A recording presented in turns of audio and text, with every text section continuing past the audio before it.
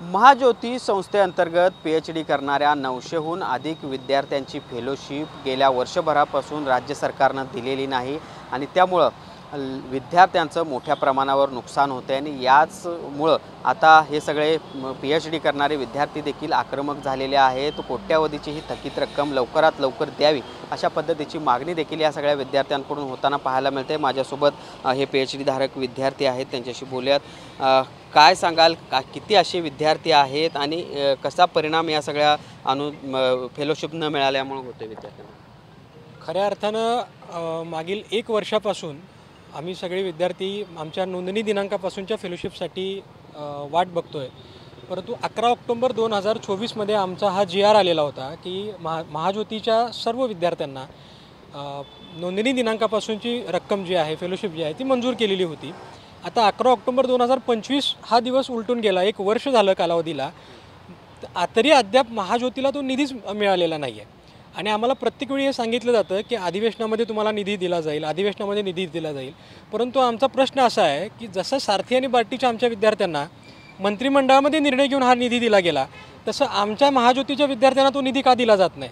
आम्हाला प्रत्येक वेळी अधिवेशनामध्ये निधी मिळेल, पूरक मागणीद्वारे निधी मिळेल अशी दिशा दाखवली जाते, परंतु प्रत्येक वेळी मागचा 3 वेळेचा आमचा अनुभव आहे, 3ही वेळेला आमचा जो निधी आहे किंवा पूरक मागणी आहे तो फेटाळली गेली आणि वित्त विभाग जाणून बुजून हा महाज्योतीच्या OBC भटकेमुक्त विद्यार्थ्यांवरती अन्याय करते याचा आमचा आक्षेप आहे।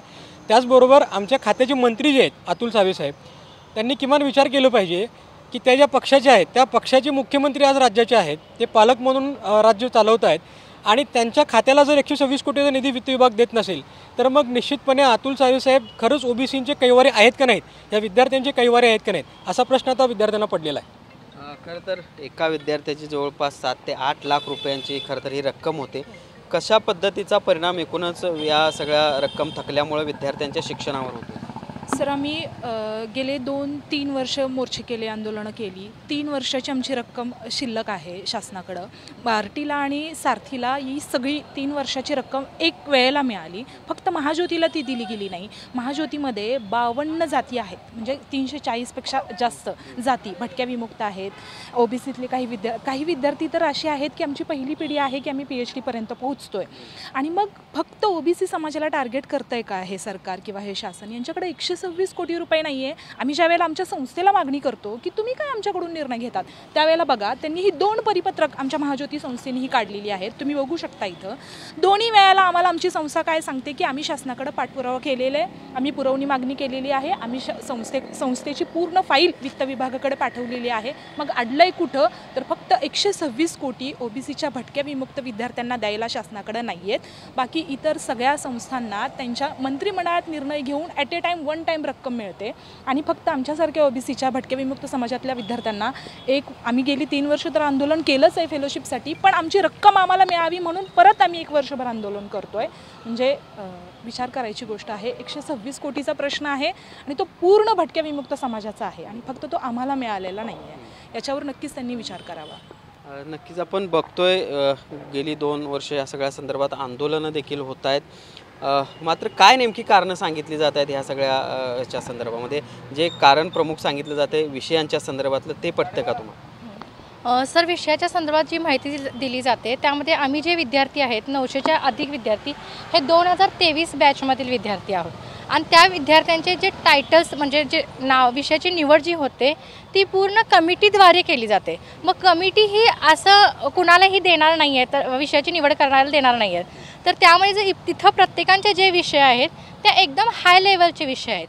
आणि तरीसुद्धा आता इव्हन माझा जर विषय बघितला तर मुस्लिम स्ट्रीट वेंडर्स हाच विषय का घेतला मी?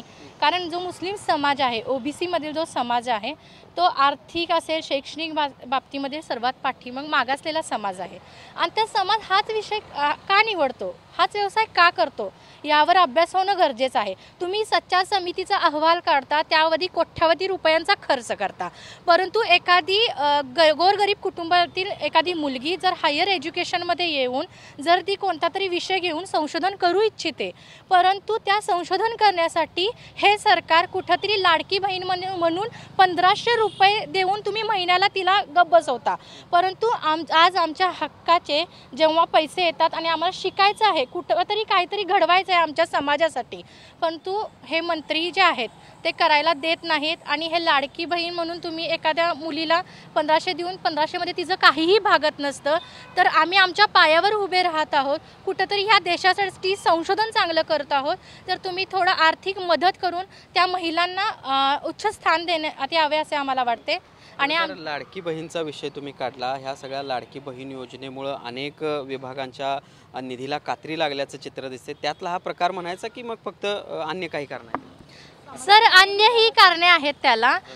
सगळ्यात महत्त्वाचं सांगायचं म्हटलं तर आम्ही ओबीसी म्हणून जन्माला आलो, हे आमचं चुकलेलं आहे. ओबीसी प्रत्येक सारथीमध्ये तुम्ही देऊ शकता, बार्टीमध्ये देऊ शकता, मग महाज्योतीलाच का निधी देऊ शकत नाही? आम्हाला आनंद आहेत ते आम्ही एका बेंचवर सगळे बसतो, परंतु सारथी बार्टीला पैसे दिले जातात आणि महाज्योतीला दिले जात नाही. तर एक सरकारला माझं मागणं आहे की तुम्ही सारथी बार्टीलाही देऊ शकता, तर महाज्योतीमधील ओबीसीमधील विद्यार्थ्यांनी शिकून पुढं यावं यासाठी तुम्ही तरी प्रयत्न केले पाहिजे आणि आमचा निधी आम्हाला लवकरात लवकर दिला जावा. खरं तर गेल्या 2-3 वर्षापासून या सगळ्या संदर्भात आंदोलनं होत आहेत, मात्र कसा प्रतिसाद मिळतोय ते देखील तुम्ही बघताय. कशा पद्धतीनं या पुढच्या काळामध्ये हे निधी मिळवण्यासाठी प्रयत्न असणार? कारण की आमची सुरुवातच ही फेलोशिपसाठी आंदोलनापासून झाली. पहिलं आंदोलन आमचं हे आझाद मैदानमध्ये झालं. त्यानंतर आमचं लाँग मार्च असेल किंवा जिल्हा लेवलला आंदोलन असेल, परत मोर्चे असतील, अशा पद्धतीनं बरेच आंदोलनं आम्हीही केलेले आहे. याच्यामध्ये सारथी असेल, बार्टी असेल, महाज्योती असेल, ही फेलोशिप मिळवण्यासाठी आम्ही तिघांनी मिळून एकत्र आंदोलन केलं. पण हे यश जर म्हणायला गेलं तर सारथीने बार्टीला हे यश मिळालं, पण महाज्योतीला यश मिळालं असे दिसूनच येत नाही आहे. किती जे आपले मंत्री महोदय असतील किंवा जे ओबीसी नेते असतील, या सर्वांना आम्ही भेटीगाठी घेतल्या की बाबा जेणेकरून ह्या ओबीसी विद्यार्थ्यांच्यावरती जो अन्याय होतोय तो कुठेतरी थांबला पाहिजे. असं नाही म्हणत की बाबा सारथीला द्या किंवा बार्टीला द्या, असं देऊ नका असं आम्ही म्हणत नाही. दिलं तर हे सगळ्यांना देणं गरजेचं आहे, कारण की हे एकाच समाजामधली लोक आहेत. आपण बंधुभावाने एकत्र जगतो. असं कुठंतरी वाटतंय की बाबा ओबीसी नेते खरेच त्या ओबीसी विद्यार्थ्यांच्याकडे लक्ष देतात का नाहीत, हे कुठंतरी आम्हाला जाणून घेणं गरजेचं आहे. आणि त्यांनी आमच्या पाठीशी उभा राहून हा निधी लवकरात लवकर आमच्यापर्यंत पोहोचवणं गरजेचं आहे. कशा पद्धतीने या पुढच्या काळात लढा असणार आहे ह्या निधी मिळवण्यासाठी? नाही, आम्ही आता सातत्यानं वाट बघतोय की ज्या पद्धतीनं मंत्रिमंडळ बैठकीमध्ये सारथी बार्टीला निधी दिला गेला त्याच पद्धतीनं तो आम्हालाही दिला जाईल अशी आमची अपेक्षा आहे. परंतु येत्या कॅबिनेटमध्ये जर तो निधी नाही दिला जर नाही आम्हाला निर्णय जर नाही झाला तर मग आम्हाला मोठ्या आंदोलनाचं स्वरूप घ्यावं लागेल, मोठ्या आंदोलनाचा निर्णय घ्यावा लागेल. आणि विद्यार्थ्यांचं उठलेलं हे वादळ आणि हे मनातली जी ज्वाला आहे हे सरकार सहन करू शकणार नाही. तर पाहिला आपण सारथी आणि बार्टीच्या विद्यार्थ्यांची जी काय फेलोशिप होती त्या विद्यार्थ्यांना ती फेलोशिप मिळाली, त्याचा आनंद आहे. मात्र महाज्योतीची जी काही थकलेली ही काही फेलोशिप आहे ती लवकरात लवकर द्यावी. येणाऱ्या मंत्रिमंडळाच्या बैठकीत या संदर्भातला निर्णय झाला नाही तर कोल्हापुरातून या सगळ्या आंदोलनाला सुरुवात करू अशा पद्धतीचा इशारा देखील या सगळ्या महाज्योतीमध्ये अभ्यास करणाऱ्या किंवा PhD करणाऱ्या विद्यार्थ्यांनी दिल्याचं बघायला मिळतं आहे. पण सुनील काटकरचं भूषण पाटील, TV9 मराठी, कोल्हापूर.